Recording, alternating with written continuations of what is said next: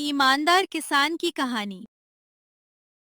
बहुत साल पहले एक छोटे से गांव में रामू नाम का एक गरीब किसान रहता था।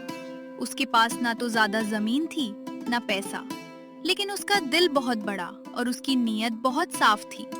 रामू अपनी पत्नी सीता और छोटे बेटे मुन्नू के साथ एक टूटी फूटी झोपड़ी में रहता था। हर सुबह सूरज निकलने से पहले वो खेत में चला जाता और देर रात तक मेहनत करता।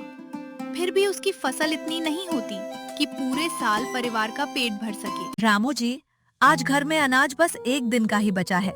मुन्नू कल भूखा ही सो गया। चिंता मत करो सीता, भगवान पर भरोसा रखो।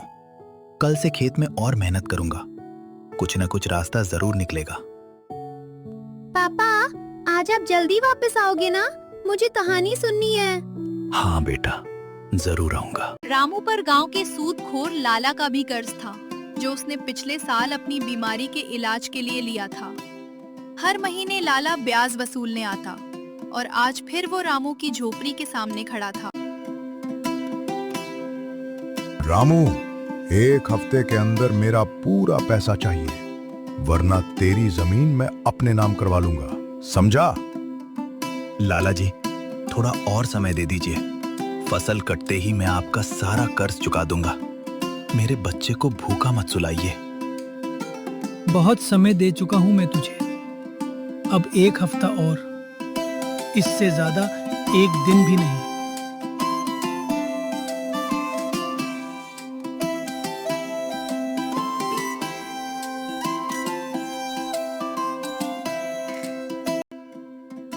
अगली सुबह रामू हमेशा की तरह खेत जोतने गया।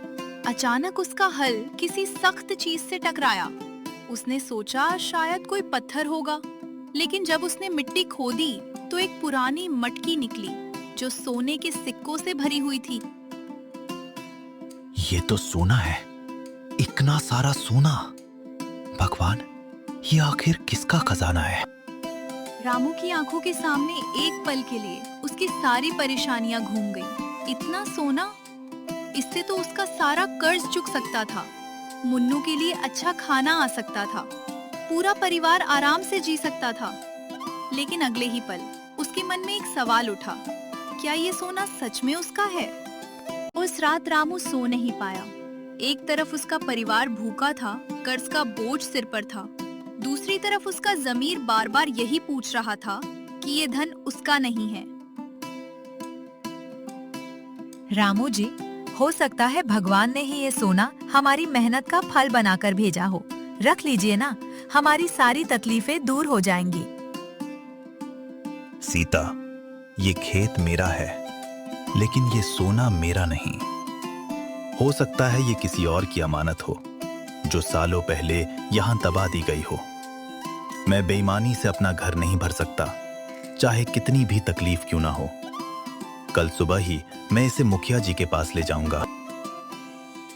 आप जो सही समझे रामू जी, मुझे आप पर गर्व है।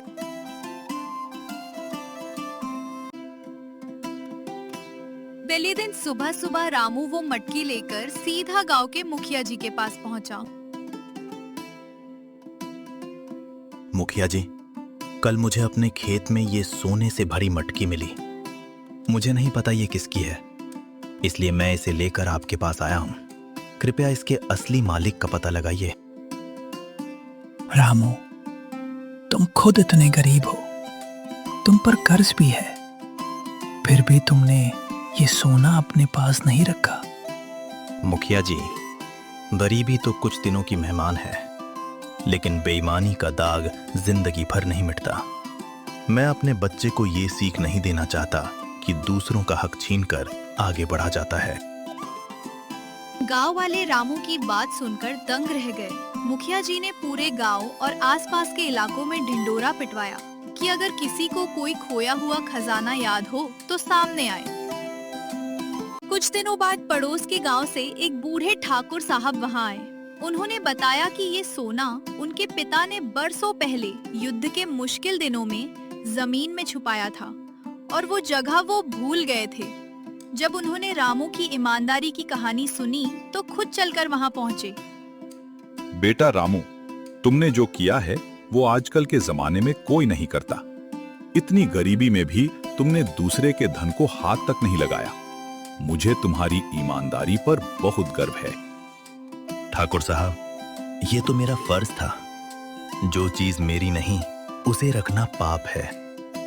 ठाकुर साहब ने खुश होकर सोने का आधा हिस्सा इनाम के तौर पर रामू को दे दिया।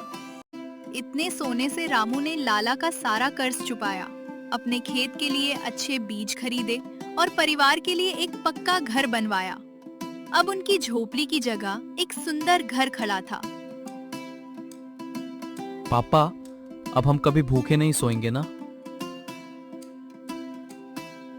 नहीं बेटा, और हमेशा याद रखना, चाहे कितनी भी मुश्किल क्यों ना आए, कभी अपनी ईमानदारी मत छोड़ना। सच्चाई का फल हमेशा मीठा होता है। इस कहानी से हमें यही सीख मिलती है कि ईमानदारी सबसे बड़ा धन है। चाहे हम कितने भी गरीब क्यों ना हों, अगर हम अपने सिद्धांतों पर टिके रहें, तो देर सवेर जरूर उसका अच्छा फल मिलता है। सच्चाई और मेहनत का रास्ता कभी किसी को खाली हाथ नहीं लौटाता।